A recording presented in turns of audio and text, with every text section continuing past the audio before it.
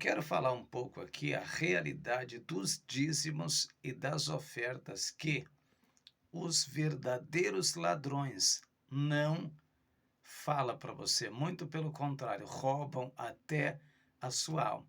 Quem não lembra desse vídeo aqui que eu vou colocar para você? Cedo reúne os seus Lembra? pastores e ensina as táticas para iludir o povo. Nós vamos agora, infelizmente, ajudar na obra de Deus, honrar o Senhor e tal. Assim, sabe? Como humilde. Não pode ser assim, você tem que chegar assim, ó, pessoal, você vai ajudar agora na obra de Deus. Se você quiser ajudar, amém. Se não quiser ajudar, Deus vai lá dar outra pessoa para ajudar, amém. Entendeu como é que é? Se quiser, bem, se não quiser, que se dane. Ou dá ou desce. Entendeu como é que é? Agora, É isso aí. onde você está abrindo os É, porque aí o povo vê coragem em você. O povo tem que ter confiança. O povo tem que ter confiança. Se você mostrar aquele xoxo, né? Aquela maneira xoxa, o povo não vai confiar em você. Você tem que ser o super-herói do povo. Exatamente, você tem que ser o super-herói. Ó, pessoal, nós vamos fazer isso aqui, é o grande desafio. O valente, o macho. Agora, eu fiz isso. Eu peguei a Bíblia. Oh, Deus, usa essa palavra e joga no fora. Acaba a Bíblia. Lá não. Lá mesmo, cai a Bíblia Eu assim. vou nos Estados Unidos. No chão, assim, na televisão também. Esta gravação foi feita. É isso aí, irmãos, que o povo se esquece, né? Esse tipo de malandragem, de safadeza. É por isso que, infelizmente, o bispo Edir Macedo está milionário, rico, com mansões, carros blindados à prova de bala, avião, helicóptero e ainda comprou a Rede Record de televisão. Com o dinheiro de quem?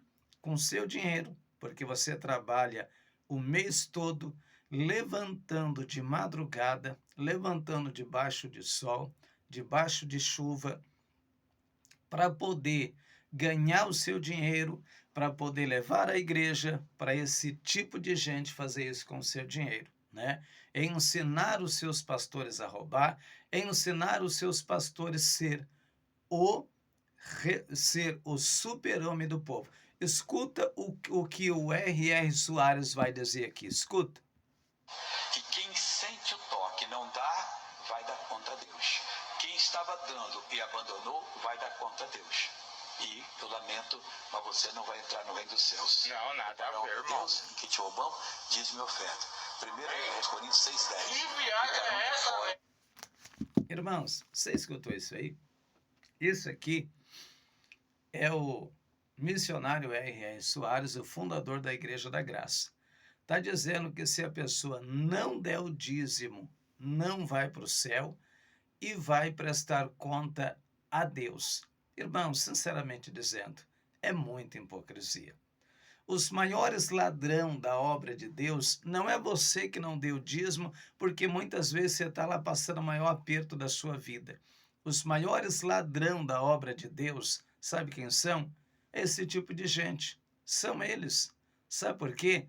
Porque eles fazem o recolhe do seu dízimo e da sua oferta e depois vai comprar mansão, vai viver uma vida de luxo, as suas contas estão recheadas de milhões de reais nas suas contas, e quando o membro da igreja está precisando de dinheiro para pagar um aluguel, pagar uma conta, e for comunicar à igreja, a igreja diz que não pode ajudar, a igreja diz que vai orar a Deus. É a maior hipocrisia do mundo, né? Uma pessoa está precisando e a igreja falar que vai orar a Deus. Olha o que está escrito em Deuteronômio, olha para quem é o dízimo, né? Olha para quem que é o dízimo. Deuteronômio 14, versículo 28. Ao fim de 3 anos, tirarás todos os dízimos de tua novidade. No mesmo ano, os recolherás às tuas portas. Então virá o levita, pois nem parte, nem herança tem contigo. E estrangeiros, e o órfão, e a viúva, que estão dentro das tuas portas, e comerão e fartar-se-ão, para que o Senhor teu Deus te abençoe em todas as obras das tuas mãos. Olha para quem é o dízimo: para os levitas, para as viúvas, para os órfãos e para os estrangeiros. O dízimo sempre foi para ajudar as pessoas necessitadas dentre o povo, dentre as nações.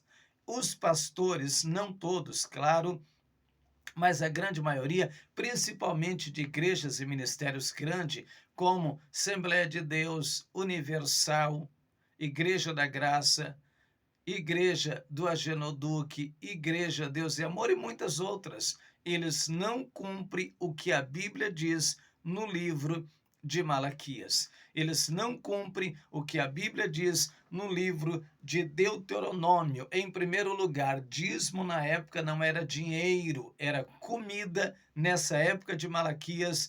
E aqui no livro de Deuteronômio, capítulo 14, era comida, era alimento.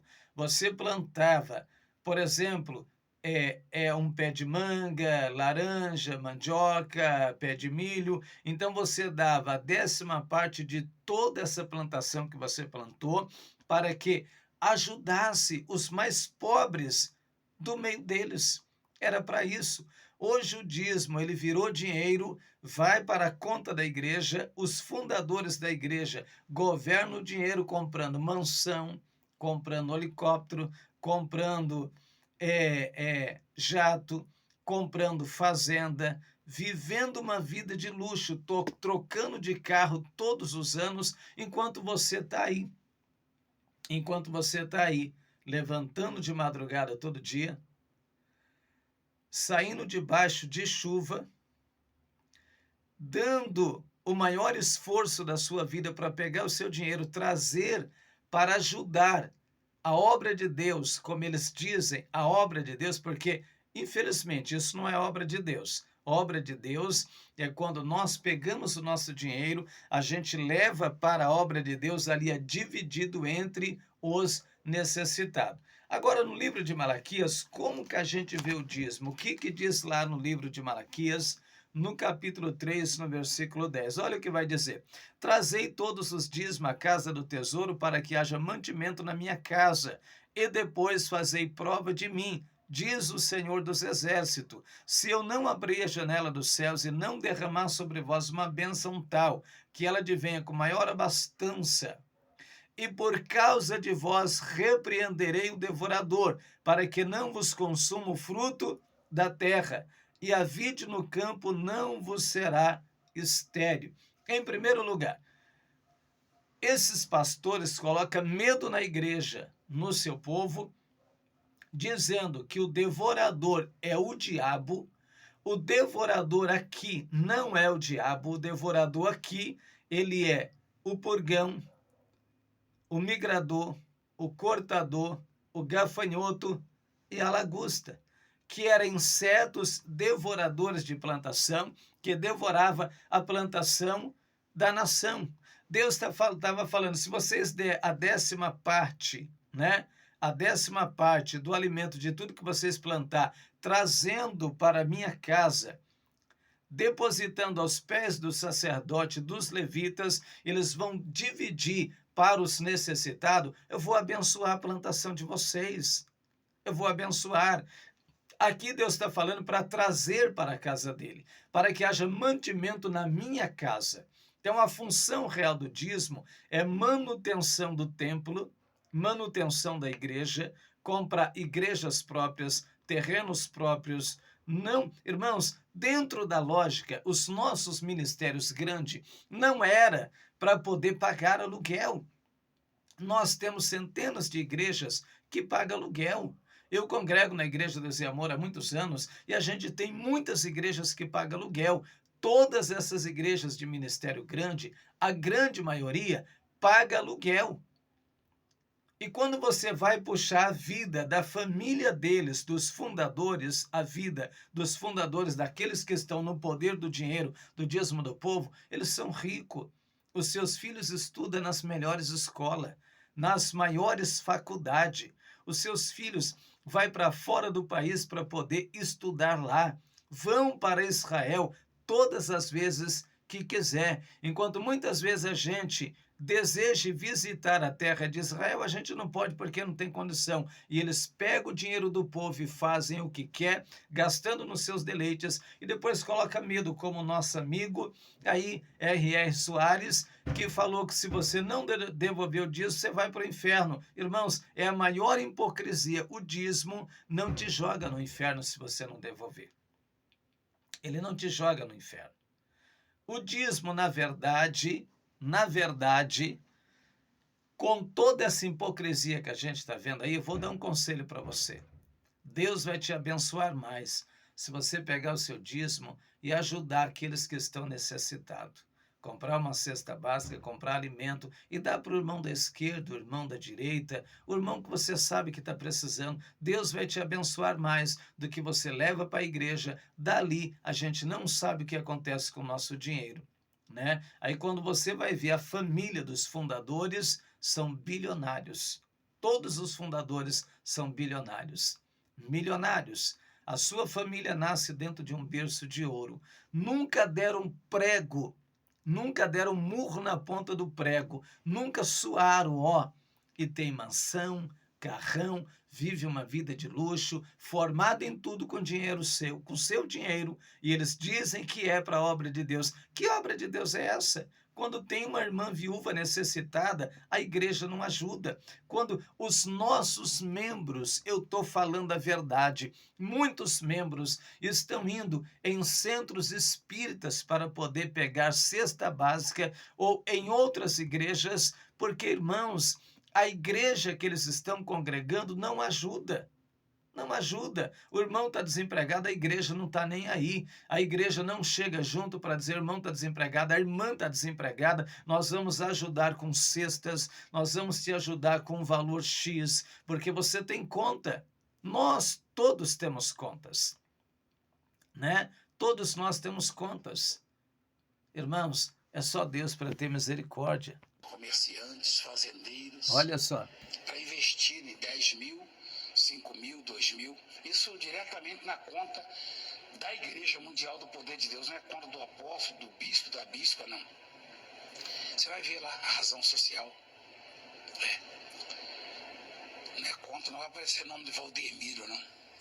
Não. Você vai investir na obra de Deus, no programa que tem abençoado e mudado a vida de muita gente.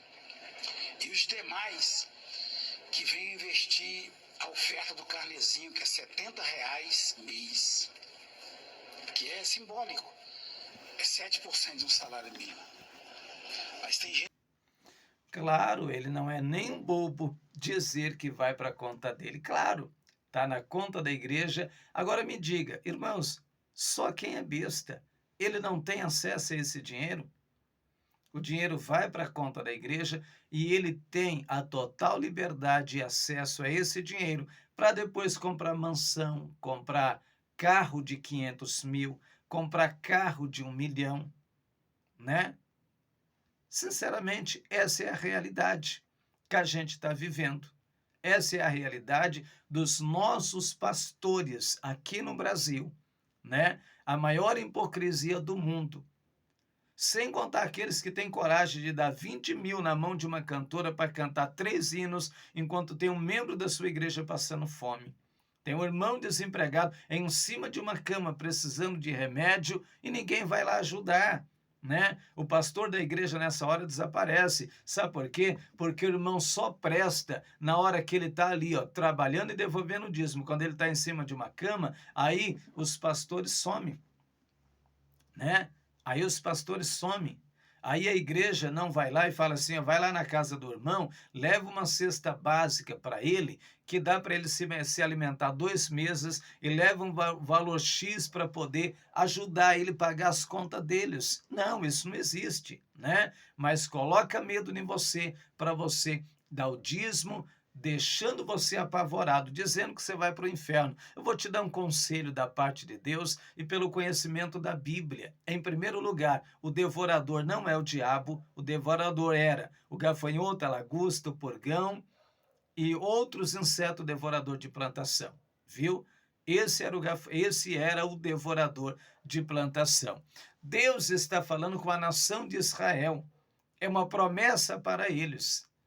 Que se eles devolvessem a 10ª parte para sustento daqueles que estavam precisando, Deus ia abençoar a eles. A gente vai para o Novo Testamento, a gente vê Pedro convocando a igreja para que a igreja ajudasse de livre e espontânea vontade para que não houvesse necessitado entre eles. E os irmãos começam a trazer de forma voluntária, cada um trazia o que podia, e a Bíblia diz que era dividido entre eles e não havia necessitado algum. Irmãos, tem cristão aí passando fome?